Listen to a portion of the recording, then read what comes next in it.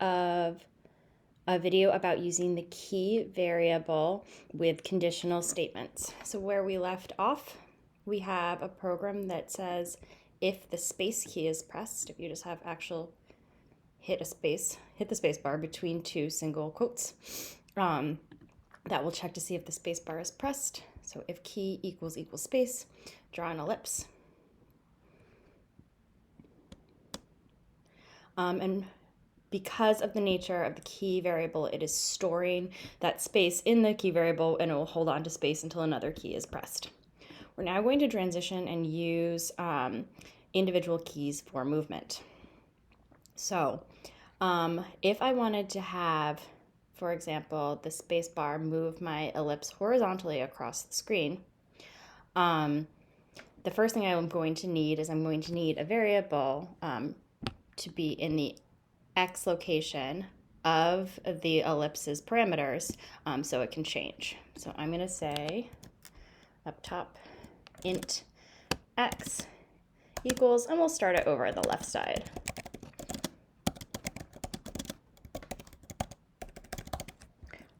And then we're going to sub in that x value. And if I leave my ellipse function inside the condition, I'm only going to be able to see the ellipse when the spacebar is pressed. If I want to be able to see the ellipse regardless of whether the space key is pressed, I'm going to move it outside of the conditional and just have the conditional be where the value of x is changed. So if you do Command X, that's cut. Command V is paste. And I can say here x equals x plus 1. Or plus how, if you want it to move faster, you could use a larger number. If you wanted it to be slower, you could use a float integer and use a decimal. But here I'm going to increase x when space is pressed.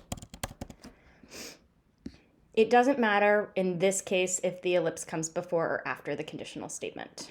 So now my ellipse is going to start over on the left side. If I press the space bar, it will move to the right. If I stop pressing the space bar, oh, interesting, because, of course, the key is still storing the space value. It will continue to move the ellipse to the right. In fact, the way to stop it would be to hit another key. So if you hit the space bar, it will move. If I hit any other key, it will stop, because key then will be storing that value. There is a way to solve for this if you would like the shape to only move when the key is pressed and held down. And that goes back to the key pressed variable that we talked about earlier and in the video prior. So if I want the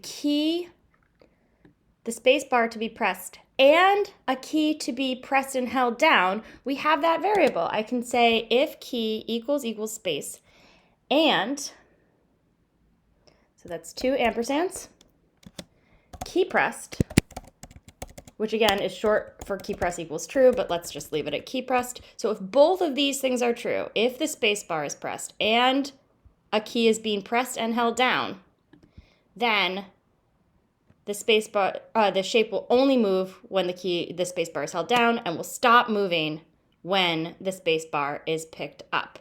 So this is both these things to be true. A key needs to be pressed and held down, and that key needs to be the space. And of course, this will work for any other number or letter. So I could say if, for example, if D is pressed and the key is pressed, it will move to the right.